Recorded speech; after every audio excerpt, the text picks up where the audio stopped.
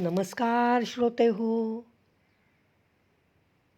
Doctor वीरा आपटे लिखित उपनिषदांचे वैज्ञानिक विवरण या ग्रंथाचे अभिवाचन आपण करतो आहोत. शासनाने गौरवलेला असा हा ग्रंथ आपल्याला निरनिराळ्या विषयांचं ज्ञान करून देत आहे. आपण प्रश्नोपनिषदाचा अभ्यास करतो आहोत. त्यात आपण गेल्या व्हिडिओमध्ये पहिल्या प्रश्नाचं उत्तर पूर्ण केलेलं आहे. पहिला प्रश्न कबंधी कात्यायनीने विचारलेला होता आणि आज आपण दुसऱ्या प्रश्नाकडे चाललो आहोत.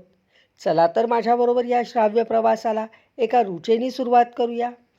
अथ हैनं भार्गवो वैदर्भिः प्रपच्छ भगवन् कत्येव देवाः प्रजां विधारयन्ते कतर एतत् प्रकाशयन्ते कः पुनरेषां वरिष्ठः इति. नंतर विदर्भातील भार्गवानी विचारले, भगवन किती देव प्रजांना धारण करतात?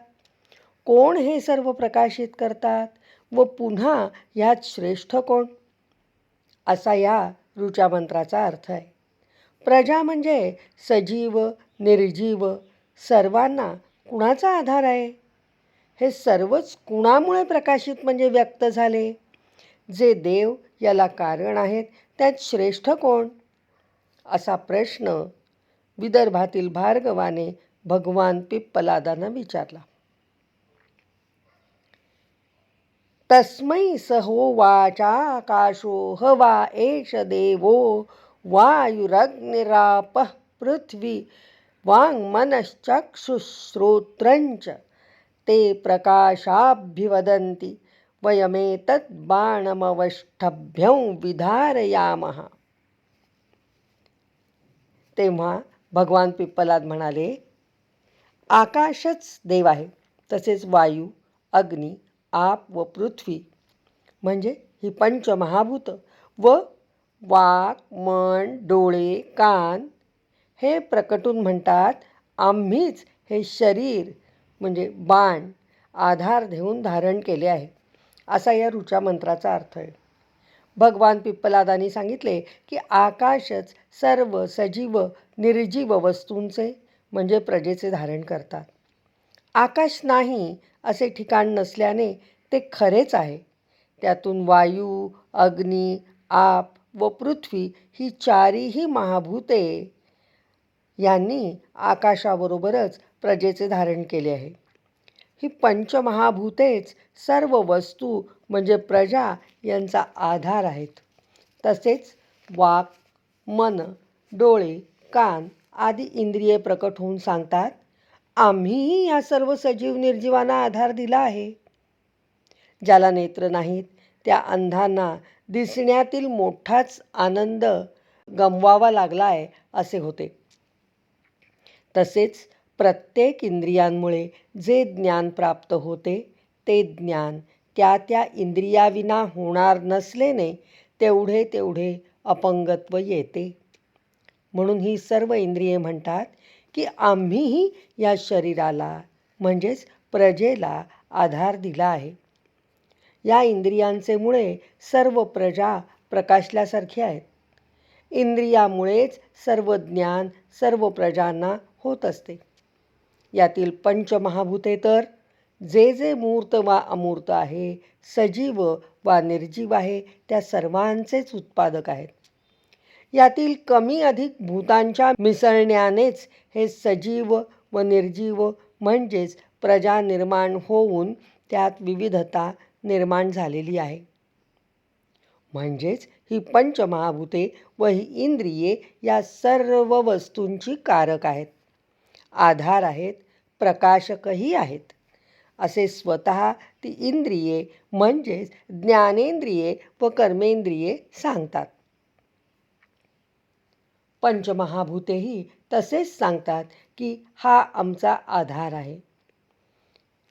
तान् वरिष्ठ प्राण उवाच मा मोहमापद्यथाहमेवैतत् पंचधात्मानं प्रविभज्यैतद्बाणं अवष्टभ्य विधारयामिति ते श्रद्धधाना बभूवुः. त्यातील वरिष्ठ असणारा प्राण म्हणाला, मोहात पडू नका. मीच माझे 5 भाग करून या शरीराला आधार दिला आहे. परंतु त्यावर त्यांनी विश्वास ठेवला नाही, असा या ऋचा मंत्राचा अर्थ आहे. सर्वात प्राणशक्तीच श्रेष्ठ आहे. त्यांच्याकडूनच पंचमहाभूते व पंचमहाभूतातूनच ही इंद्रिये निर्माण होतात. म्हणजे त्यांचेकडून प्राण शरीराचे धारण करतो. म्हणजे प्राणांनी प्रजा धारण केल्या आहेत, हेच सत्य पिप्पलाद ऋषींनी विद्यार्थ्यांना गोष्टीरूप करून सांगितले आहे. असे प्राण म्हणाला तरीही इंद्रियांनी किंवा पंचमहाभूतांनी त्यावर विश्वास ठेवला नाही. यात भगवान ऋषींनी प्राणाचे महत्त्व पटवले तरीही ते पटले नाही. पुढे एक दृष्टांत दिला आहे, तो पाहूया. सोभिमान ऊर्ध्वमुत्क्रामत इव तस्मिन्नुत्क्रामथेतरे सर्व एवोत्क्रामन्ते तस्मिश्च प्रतिष्ठमाने सर्व एवं प्रतिष्ठन्ते. तद्यथा मक्षिका मधुकरराजान्युत्क्रामन्तौ सर्व एवोत्क्रामन्ते तस्मिश्च प्रतिष्ठमाने सर्वा एव प्रतिष्ठिन्ते. एवं वाङ्मनश्चक्षुश्रोत्रञ्च ते प्रीताः प्राणं स्तुवन्ति.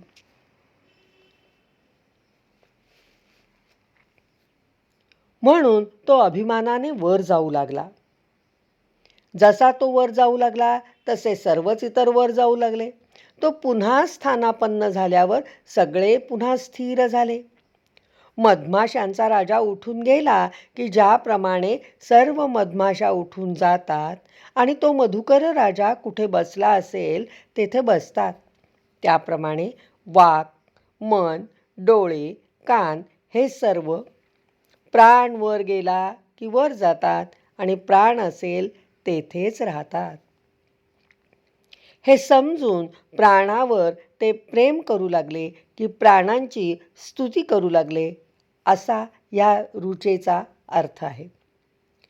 प्राणाच्या बोलण्यावर इंद्रियांनी व पंचमहाभूतांनी विश्वास ठेवला नाही. याचा प्राणास राग आला व त्याने शरीर सोडले व अभिमानानेच वरवर जाऊ लागला. प्राण वर जात असताना पंचमहाभूते व इंद्रिये सर्व कासावीस झाले, अस्वस्थ झाले. तेही नाईलाजाने प्राणाचे मागून वरवर जाऊ लागले. प्राण मध्यंतरी स्थानापन्न झालासे पाहून तेही त्याचे जवळ स्थिर झाले. इंद्रियांना व पंचमहाभूतांना कळून चुकले की प्राण हा आपल्यात सर्वश्रेष्ठ आहे. तो असेल तरच आपण आपले कर्तृत्व दाखवू शकतो, अन्यथा नाही. प्राण हा वरिष्ठ आहे. भगवान पिप्पलाद यांनी मधाच्या पोळ्यातील मधुराजाचा दृष्टांत दिला आहे. मधुकर राजा जोवर पोळ्यात असतो तोवर मधमाशांचा थवा तेथे असतो. तो राजा तेथून हलला की सर्व मधमाशा राजा जेथे तेथे जातात व त्याचे भोवती पुन्हा पोळ्याची उभारणी करतात व तेथेच मध साठवतात. जसे प्राण हा मधुराजा, इंद्रिये व पंचमहाभूते या मधमाशा व शरीर म्हणजे बाण हे मधाचे पोवळे असून म्हणजे कल्पून विद्यार्थ्यांसाठी हा विषय गुरूंनी सोपा करून सांगितला आहे. इंद्रियांना व पंचमहाभूतांना प्राणाचे महत्त्व कळले, त्यामुळे ते प्राणावर प्राणापलीकडे प्रेम करू लागले व त्याची स्तुती करू लागले. एषोऽग्निस्तपत्येष सूर्य एष पर्जन्यो मघवानेष वायुरेष पृथिवी रैर्देवः सदसच्च चामृतंच यत्. हाच प्राणी अग्नीहून तापतो. हाच सूर्य, पर्जन्य, इंद्र, वायू, पृथ्वी, रई, देव, सत, असत, अमृत इत्यादी जे काही आहे ते हा प्राणच आहे, असा अर्थ या ऋचा मंत्राचा आहे. या मंत्राने प्राणाचे महत्त्व विशद केले आहे. प्राण हा तापणारा अग्नी आहे. हाच सूर्य आहे. पर्जन्य, इंद्र, वायू, पृथ्वी, रई, देव, सत, असत, अमृत सारे विश्व यांनी व्यापले आहे. अलीकडे विज्ञानानेही एकाच शक्तीचे अनेक शक्तीत रूपांतर होत असते या सिद्धांताला मान्यता दिली आहे. अब्दुल सलीम या पाकिस्तानी शास्त्रज्ञानाने या संबंधी संशोधन करून नोबल पारितोषिक मिळवले आहे. हे व अशा प्रकारचे ज्ञान ऋग्वेदापासूनच्या सैद्धांतिक ग्रंथात आहे. फक्त विकसन करणे बाकी आहे. आचार्य म वा वैद्य म्हणतात, अग्नी होऊनी उष्णतो रविगुणे देई प्रकाशास हा, पर्जन्य करी वृष्टी इंद्र बनुनी रक्षी जगाते महा. पृथ्वी वायुनी चंद्र हाची अवघा प्रत्यक्ष हा अमृत, मूर्तामूर्त पदार्थ रूप सगळे यानेच की आवृत.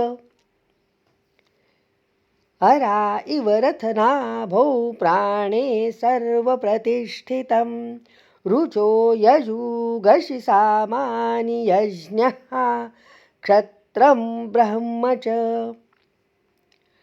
रथचक्राच्या नाभीत जसे आरे असतात तसेच प्राणात सर्व प्रतिष्ठित आहे.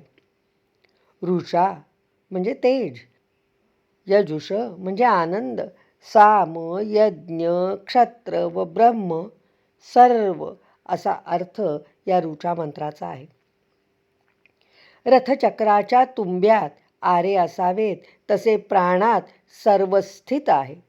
त्यात ऋग्वेद, यजुर्वेद, सामवेद, यज्ञ, क्षत्र व ब्रह्म याविषयी आचार्य म वा वैद्य काव्यानुवाद करतात. ते म्हणतात, तुंब्यात आरा मिळतात जेवी, सर्वासही आश्रय प्राणदेवी. ऋग्वेद वा जो यजुसम यज्ञ, ते क्षत्र वा ब्रह्म तै निमग्न. ऋग्वेद, यजुर्वेद, सामवेद वेदांचे कार्य हे प्राणापासून होते. प्राणापासून ऋचा, प्राणापासून आनंद, प्राणापासून साम्य, प्राणापासून अग्नी, प्राणापासून क्षत्रिय, ब्रह्माचा विचार करणारे ब्राह्मण, क्षत्रियांमध्येच वैश्य व शूद्र म्हणजे सर्व समाज असे म्हणावयाचे असावे. दोन्ही प्रकारचे अर्थ योग्य वाटतात. विचारात तफावत येत नाही. एवंच सर्व जे जे आहे ते प्राणशक्तीने व्याप्त आहे. प्रजापतिश्चरसि गर्भे त्वमेव प्रतिजायसे, तुभ्यं प्राण प्रजास्त्विमा बलिं हरन्ति य प्राणैः प्रतितिष्ठसि. हे प्राणा, तू प्रजापती आहेस. तूच गर्भात संचार करतोस आणि जन्म घेतोस. जो तू पंचप्राणाबरोबर राहतोस त्या तुला सगळ्या प्रजा बली आणून देतात, असा अर्थ या ऋचा मंत्राचा आहे. प्रजेला जी शक्ती निर्माण करते ती प्रजापतीच. प्राण गर्भ वाढवतो. प्रजापती म्हणजे प्राणच. तो प्राण गर्भात फिरतो व बालक म्हणून जन्म घेणारा गर्भ प्राणांचाच असतो. 8 पाऊंड वजनाच्या बालकाच्या शरीरात लक्षावधी पेशीसमूह असतात.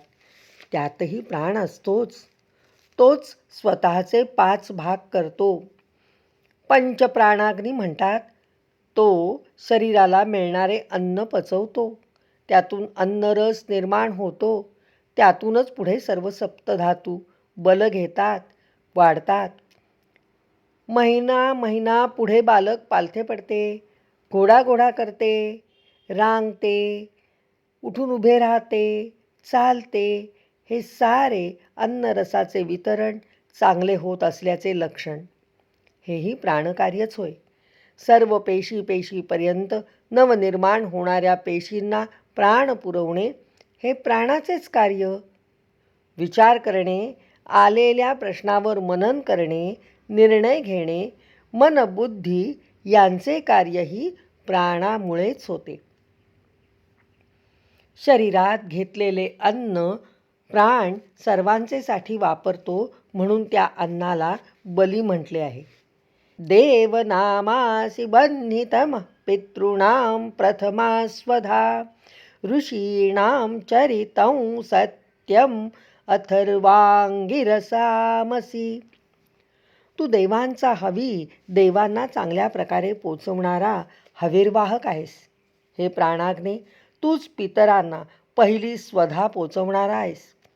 ऋषींची हालचाल व अथर्व अंगिरसांचे सत्य, तू प्राणच आहेस, असा अर्थ या ऋचा मंत्राचा आहे. यज्ञामध्ये अर्पण केलेली समिधा, आज्य, धान्य वगैरे अग्नीच्या प्राणाकडून देवाच्या प्राणाकडे नेले जाते, म्हणून ते देवांना पोचते. तसे पितरांना दिलेली प्रथम स्वधा हे प्राणाग्ने तूच ती पितरांकडे पोचवतोस. कारण सर्वत्र प्राणशक्ती आहे, त्यामुळे येथे अर्पिलेला हवी वा स्वधा अग्नीच्या प्राणामार्फत पितर वा देव त्यांना त्यांचे प्राणांपर्यंत पोचवला जातो. हेही कार्य प्राणशक्ती करते, त्यामुळे पितर वा देव संतुष्ट होतात. यासाठी यज्ञ विचार आहे. आताचे काळात यज्ञ हा विचार टीकेचा झाला. ज्या काळात उपनिषदे झाली त्या काळाचे हे यज्ञ विचार आहेत. ऋषींची हालचाल म्हणजे सर्वच क्रिया या प्राणकार्य होत. ऋषी हे पूजनीय होते, ज्ञानी होते, समाजासाठी सर्व काही करत, विद्यार्थ्यांना शिक्षण देत. ते बोलत ते प्राण भाषेत, म्हणून ऋग्वेद झाला. ते पाहात ते समाज मंगल असे. ते ऐकत ती मंत्रगीते असत. ते जेवत तो प्रसाद असे. ते चालत ती प्रदक्षिणा होई. ते वागत तो आदर्श असे. अथर्व व अंगिरस या ऋषींना मानले. त्यांचे वागणे सत्याचे म्हणून ते प्राणच असे मानले, किंवा थर्व म्हणजे जाणे आणि अथर्व म्हणजे न जाणारे, शाश्वत, व अंगिरस शरीरातील रस आटला की प्राणकार्य संपले. म्हणजे अन्नरस वा मेंदू जलालाही अंगिरस म्हणता येईल, यावर प्राणकार्य अवलंबून आहे. या रसांचे अस्तित्व म्हणजे सत्य होय. म्हणजेच प्राणांचे अस्तित्व सत्य आहे. अथर्व न जाणे म्हणजे शाश्वत हे प्राणकार्य आहे व ते सत्य आहे. येथेच विरमूया. पुढच्या रुचेपासून पुढच्या व्हिडिओमध्ये. धन्यवाद. ओम शांती शांती शांती.